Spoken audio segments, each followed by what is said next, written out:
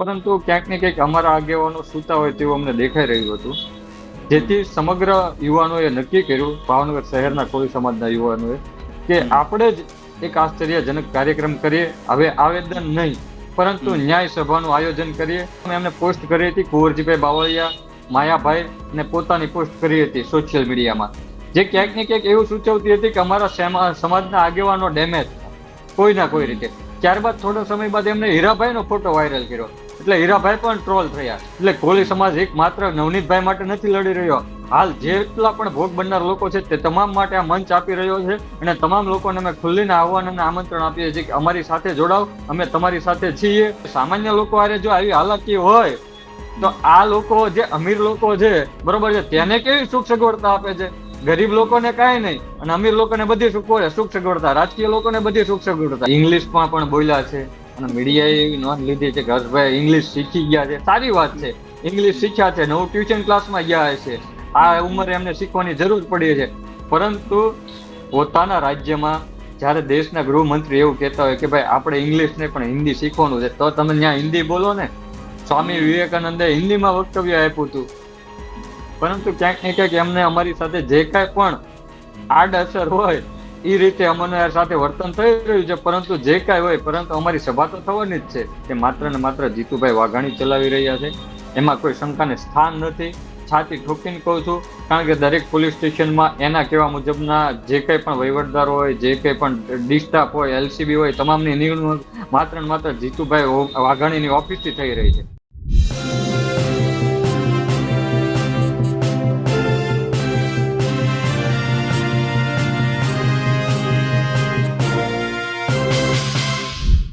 બગદાણા કાંડ મુદ્દે હવે મામલો વધુ ગંભીર બનતો જાય છે. ભાવનગરમાં કોળી સમાજના આગેવાનોને લાગે છે કે આ કેસમાં મંત્રી એટલે કે સરકારના મંત્રી જીતુભાઈ વાઘાણી વધુ રસ લઈ રહ્યા છે અને માયાભાઈ આહિરની મદદ કરી રહ્યા છે.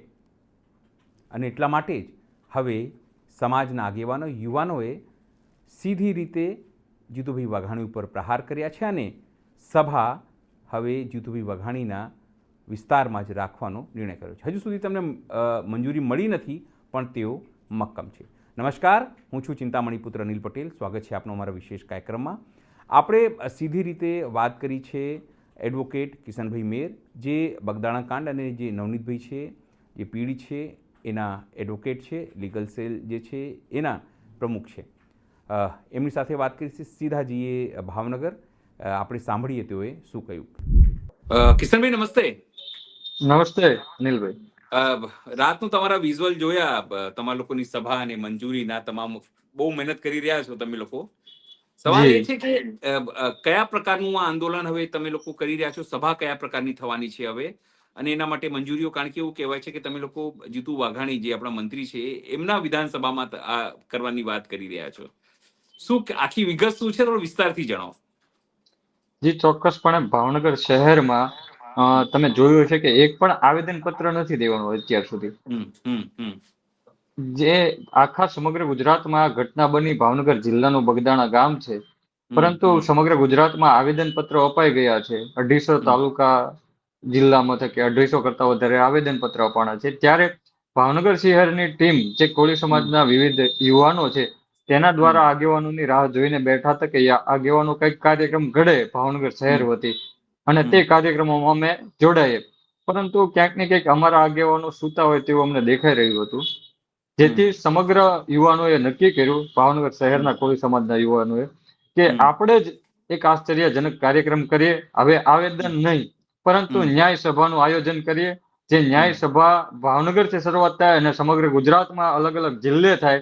જે આપણા સમાજ વિરોધી નેતાઓ હતા, જે અન્ય સમાજના, અત્યારે કેમ તમે વાત કરી જીતુભાઈ વાઘાણીની, તો જીતુભાઈ વાઘાણી ક્યાંક ને ક્યાંક અમારા સમાજને અડચણરૂપ થવાના પ્રયત્નો કરી રહ્યા હોય, ત્યારે હાલની આ સભા પશ્ચિમ વિધાનસભામાં રાખવામાં આવેલી છે અને જીતુભાઈના મત વિસ્તારમાં જ રાખવામાં આવેલી છે. ત્યારે સમગ્ર કોળી સમાજના યુવાનો તનતોડ મહેનત કરી રહ્યા છે અને 1 તારીખે જે અમારી ન્યાય સભા છે તેમાં વધુમાં વધુ સંખ્યામાં લોકો જોડાય અને ત્યાંથી આહવાન કરવામાં આવે કે આવનારા દિવસોમાં જે કંઈ પણ અમારા સમાજના આગેવાનો, હીરાભાઈ હોય, પરસોત્તમભાઈ હોય, દિવેશભાઈ હોય, કે જે કંઈ પણ નક્કી કરે અમારા મોટા આગેવાનો, એ આગેવાનો સાથે અમે જોડાઈને જે કંઈ પણ એ અમને આદેશ આપશે તે આદેશનું અમે પાલન કરીને આગળની રણનીતિ ઘડીશું. તમે એક શરૂઆતમાં જ એક મહત્વની વાત કરી કે તમારા આગેવાનો છે એ આવેદનપત્ર આપવામાં કોઈ ઇનિશિયેટિવ દાખ્યું નથી. ગુજરાતભરમાં તમામ જગ્યાએ આવેદનપત્ર કલેક્ટર કચેરીથી માંડીને નીચલા સ્તર સુધી પણ અપાઈ ગયા છે. તો એ કયા આગેવાનો છે જેમણે આગેવાની નથી લીધી ને તમે લોકો નારાજ થઈને ન્યાય આખી વાત કરી રહ્યા છો? જી ચોક્કસપણે ભાવનગર શહેરમાં તો કોઈ એવા આગેવાનો હવે વધ્યા નથી અમારા સમાજના. કારણ કે જે આગેવાનો છે તે સમગ્ર બધા આગેવાનો છે, તો તેમાં પરસોત્તમભાઈ હોય, દિવ્યેશભાઈ હોય, તો એ જિલ્લાના આગેવાનો છે અમારા, અને તે મંત્રી છે, અને એમને તો ડાયરેક્ટ મુખ્યમંત્રી સાથે જ વાતચીત કરી લીધી હતી, એટલે તો આવેદનનો પ્રશ્ન નથી. પરંતુ જે અન્ય સામાજિક કાર્યકરો હોય, પરંતુ ક્યાંક ને ક્યાંક પોતાની ભાવનગર શહેરમાં વસતા હોય અને પોતે ક્યાંક ને ક્યાંક કોઈક રાજકીય પક્ષ સાથે જોડાણા હોય, એટલે ક્યાંક ને ક્યાંક સમાજ સાથે ન આવતા હોય, એવું બનતું હોય. એટલા માટે ભાવનગર શહેરના કોઈ સમાજના યુવાનોએ નક્કી કર્યું કે આપણા જિલ્લાના નેતાઓ, ધારાસભ્યોએ મહેનત પૂરી કરી લીધી છે, પરંતુ ક્યાંક ને ક્યાંક સમાજની જે સંગઠનો રહ્યા તે ક્યાંય ખુલ્લીને આવ્યા નથી. તો આપણે કોળી સમાજના યુવાનો તરીકે આપણી ફરજ બને છે કે આપણે સમાજ માટે સભા કરીએ, અથવા ભાવનગર શહેરની લાંછન ન લાગે તે પ્રકારનું કાર્ય કરીએ. કારણ કે ભાવનગર શહેરના આગેવાનો જે બગદાણા ગયા શહેરના, તે તમામ આગેવાનોએ બધી જગ્યાએ ફોન કરીને કીધું કે તમે આવેદન આપો, તમે આવેદન આપો, પરંતુ ભાવનગરના જ તે લોકોએ આવેદન નથી આપ્યું. ત્યારે અમને અન્ય જિલ્લાના, અન્ય શહેરના લોકોએ અમને વારંવાર કીધું કે તમે કેમ આવેદન નથી આપ્યું. ત્યારે અમે કીધું હતું કે અમે આવેદન નહીં આપીએ, અમે કંઈક અલગ કરીશું એમ. હવે તમે બીજી એક વાત કરી પહેલા જ વક્તવ્યમાં કે જીતુભાઈ વાઘાણી અડચણરૂપ થઈ રહ્યા છે. તો જીતુભાઈ વાઘાણીને શું રસ હોઈ શકે? એ તો ન તો આહિર છે, ન તો કોળી છે, ખાલી ભાજપના મંત્રી છે અને પાટીદાર છે. તો તમને કેમ એવું લાગે છે કે એક પાટીદાર મંત્રી એક કોળી સમાજને અન્યાય કરી રહ્યો છે અને આહિર સમાજને મદદ કરી રહ્યો છે? જી ચોક્કસપણે તમે જોઈ શકો છો, તેમને બહુ માયાભાઈ સાથે ગાઢ સંબંધ છે. એવા જ સંબંધ અમારા સમાજના નેતાઓ સાથે પણ છે. પરંતુ ક્યાંક ને ક્યાંક તેમને શરૂઆતથી જ તેવું વલણ અપનાવ્યું હતું. જ્યારથી આ ઘટના ઘટી ત્યારે સૌ પ્રથમ એમને પોસ્ટ કરી હતી કુંવરજીભાઈ બાવળિયા, માયાભાઈ, અને પોતાની પોસ્ટ કરી હતી સોશિયલ મીડિયામાં, જે ક્યાંક ને ક્યાંક એવું સૂચવતી હતી કે અમારા સમાજના આગેવાનો ડેમેજ થાય કોઈ ના કોઈ રીતે. ત્યારબાદ થોડો સમય બાદ એમને હીરાભાઈનો ફોટો વાયરલ કર્યો, એટલે હીરાભાઈ પણ ટ્રોલ થયા. પરંતુ જે એ બધી રાજકીય ગતિવિધિ હોય તે જાણી જ બુજીને અમારા આગેવાનો સાથે ફોટા પડાવીને સોશિયલ મીડિયામાં વાયરલ કરીને ક્યાંક ને ક્યાંક અમારા આગેવાનો ડેમેજ કરવાનો પ્રયત્ન કરી રહ્યા હોય તેવું દેખાઈ રહ્યું હતું. એટલા માટે અમારા સમાજના યુવાનો નક્કી કર્યું છે કે અમારા સમાજના આગેવાનો કોઈ પણ પક્ષના હોય, ભલે તે ભાજપમાં હોય, પરંતુ તમે ડેમેજ કરવાનો પ્રયત્ન કરશો તો તમે સાંખી નહીં લઈએ. હવે મહત્વપૂર્ણ વાત, કાલે મેં નવનીતભાઈ જોડે વાત કરી હતી. એમણે એવું કીધું હતું કે સાહેબ અમે જે 1 તારીખે કરવાના છે એની અંદર અમારી લીગલ ટીમ ત્યાં એક્ટિવ રહેશે. અમારી લડાઈ જે છે ન્યાયની લડાઈ છે. બધાને ખબર છે કે અમે પીડિત છીએ, છતાં પણ ઘણા લોકો અમને મદદ નથી કરી રહ્યા. અને જે વ્યક્તિથી અમે પીડિત છીએ એ વ્યક્તિથી ઘણા લોકો પીડિત છે, એમનું કેવું એવું હતું. તો એવા તમામ લોકોના કેસો જે છે ત્યાં અમે આમંત્રણ આપીએ છીએ, તમામ લોકો ત્યાં આવે, અમારી લીગલ ટીમ એમને મદદ કરશે. તો આવું કંઈક થવાનું છે તમારાથી આ વસ્તુથી? એમ જી હા, નવનીતભાઈ વાત કરી, વાત સાચી છે. અમે માત્ર કોળી સમાજના પીડિત લોકો નહીં, આ ન્યાય સભા છે જે આ લોકોના ત્રાસથી ક્યાંક ને ક્યાંક પોતે ભોગ બનેલા હોય, એ તમામ લોકોને અમે ખુલ્લા મંચ પર આમંત્રણ આપીએ છીએ. અને અમે નવનીતભાઈની પાસે પણ ઘણા લોકો છે જે અન્ય સમાજના છે. એટલે કોળી સમાજ એક માત્ર નવનીતભાઈ માટે નથી લડી રહ્યો, હાલ જેટલા પણ ભોગ બનનાર લોકો છે તે તમામ માટે આ મંચ આપી રહ્યો છે. અને તમામ લોકોને અમે ખુલ્લીને આહવાન અને આમંત્રણ આપીએ છીએ કે અમારી સાથે જોડાઓ, અમે તમારી સાથે છીએ. કારણ કે અમારી આ લડાઈ છે તે માત્ર એક નવનીતભાઈ પૂરતી નથી, પરંતુ ક્યાંક ને ક્યાંક આ જે તળાજા તાલુકામાં જે દાદાગીરી થઈ રહી છે તે બંધ કરવા માટેની લડાઈ છે. એટલા માટે જે પણ ભોગ બન્યા હોય તે તમામ લોકોને અમે આમંત્રિત કરવાના છે. જો આવે તો અમે તેમને મંચ પણ આપવાના છીએ. હવે એક સવાલ એ કે આપણે દિવસે વાત કરી હતી, જે દિવસે જયરાજ આવીને પૂછપરછ થતી હતી. કહેવાય છે કે 5 કલાક પૂછપરછ થઈ, બહાર નીકળીને 10 સેકન્ડમાં કીધું કે મને ન્યાય ઉપર ને કાયદા ઉપર ને બધી વસ્તુ ઉપર વિશ્વાસ છે, અને જતા રહ્યા.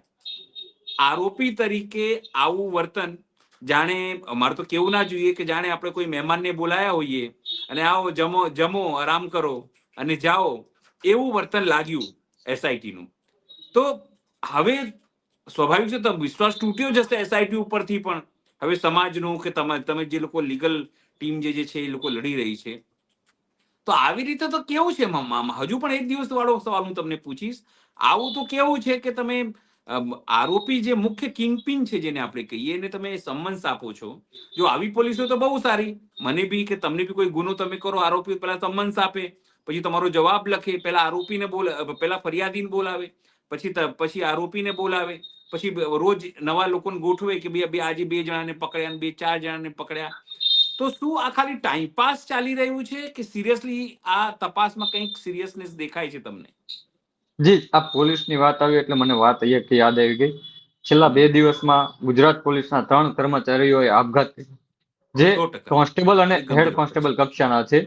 તે મને પણ દુઃખની લાગણી છે. ક્યાંક ને ક્યાંક આ પોલીસ ડિપાર્ટમેન્ટમાં નીચેના જેટલા પણ કર્મચારી રહ્યા છે તે પીડાઈ રહ્યા છે. રાજકીય લોકો છે તેના ભોગ બની રહ્યા છે, અથવા તો તેના અધિકારીઓના ભોગ બની રહ્યા છે. અધિકારીઓના પ્રેશરાઇઝ કરી રહ્યા છે, રાજકીય લોકો પ્રેશરાઇઝ કરી રહ્યા છે. એટલે ક્યાંક ને ક્યાંક ગુજરાતની પોલીસ જે નીચે નોકરી કરી રહી છે, ક્યાંક ને ક્યાંક દબાઈ રહી છે, ખુલ્લીને બોલી નથી શકતી.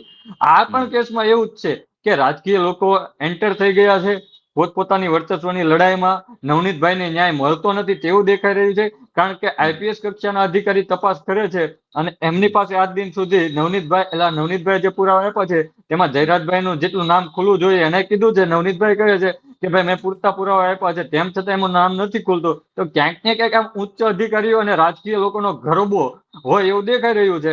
અને જે વાત કરી સમન્સ પાઠવવાની, સમન્સ પાઠવી, એમને બોલાવી, એમનું નિવેદન લે છે. તમને પણ ખબર હશે કે તમે પણ ભોગ બનેલા છો કે સામાન્ય અરજીમાં કોઈ પણ પોલીસ કર્મચારી આ જે રહ્યા એ લોકો આવી અને હું તો એમ કહું છું, સામાન્ય લોકો ફરિયાદ કરવા જાય તો એમને કે શું કામ આવ્યો, શા માટે આવ્યો, બેહાડ આને, બેઠ, હજી સાહેબ નથી આવ્યા. એની ક્યાં કરો છો? હું તો અમારો દાખલો આપું. છેલ્લા 3 દિવસથી હું એક વ્યક્તિને મોકલું છું. હું પોતે પણ એક પોલીસ સ્ટેશનનો ધક્કો ખાઈ આવ્યો કે ભાઈ અમારે મંજૂરી મેળવવાની છે, તમે અમને ફોર્મ આપો. તો આજે કે પાયલોટિંગમાં છે, ભાઈ છે નહીં, કાલે આવજો. બીજે દિવસે જાય છે તો આજે ભાઈ ફલાણા નેતાની હારે ગયા છે, તમે કાલે આવજો. ત્રીજે દિવસે જાય છે, તમે એક કામ કરો ને, સાહેબ હારે વાત કરી લ્યો ને, સાહેબે એમ કીધું છે કે મને મળવાનું કહી દો ને. 3 દિવસથી માત્ર ખાલી અમને ખાલી કોરું ફોર્મ મેળવવા માટે અમે 3 દિવસથી ધક્કા ખાઈએ છીએ. આવી નીતિ છે અધિકારીઓની કે તમે માત્ર ને માત્ર હેરાન પરેશાન કરો લોકોને, ખુલ્લીને તમે એમને મદદ ન કરો.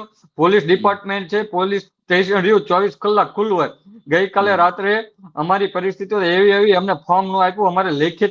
અમે લેખિતમાં અરજી આપી કે ભાઈ અમને આવી અમારે જાહેર સભા છે, તમે અમને મંજૂરી આપો, કારણ કે અમારે 1 તારીખે આયોજન છે, એટલે અમે એડવાન્સમાં તમારી પાસે 3 દિવસથી ધક્કા ખાવી છે. તમે આજ દિન સુધી અમને ફોર્મ નથી આપ્યું.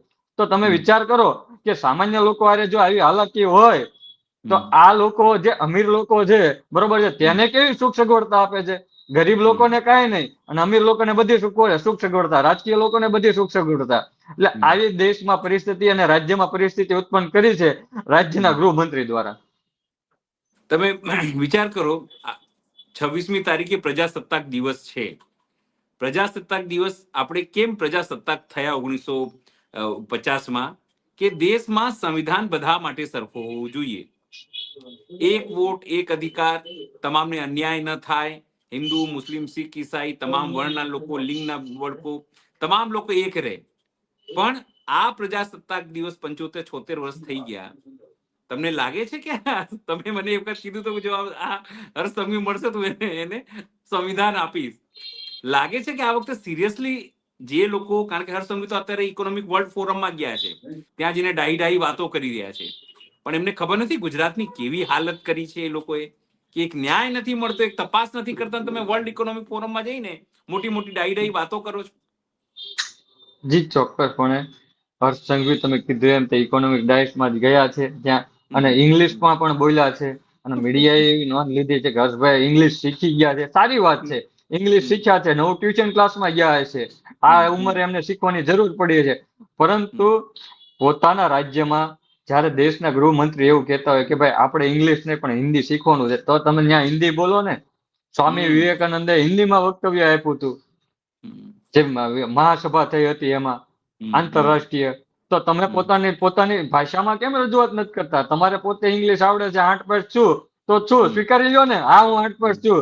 અત્યારે ઇંગ્લિશ ટ્યુશન રાખીને ઇંગ્લિશ શીખીને એવું સાબિત કરવું છે કે મને ઇંગ્લિશ આવડી ગયું છે, જે કાંઈ હોય. પરંતુ હું ક્યાંક ને ક્યાંક આ ગુજરાતમાં રાજ્યમાં જે પ્રજા અત્યારે ત્રાહિમામ પોકારી ગઈ છે, તમે વાત કરી કે દેશ આઝાદ થયો 26મી જાન્યુઆરી 1950 ના દિવસે, અને ત્યારબાદ બંધારણ આખા સમગ્ર દેશમાં લાગુ પડ્યું હોય અને તમામ લોકો માટે કાયદો એક 1947 આપણો દેશ આઝાદ થયો ને 1950 બંધારણ લાગુ થઈ ગયું.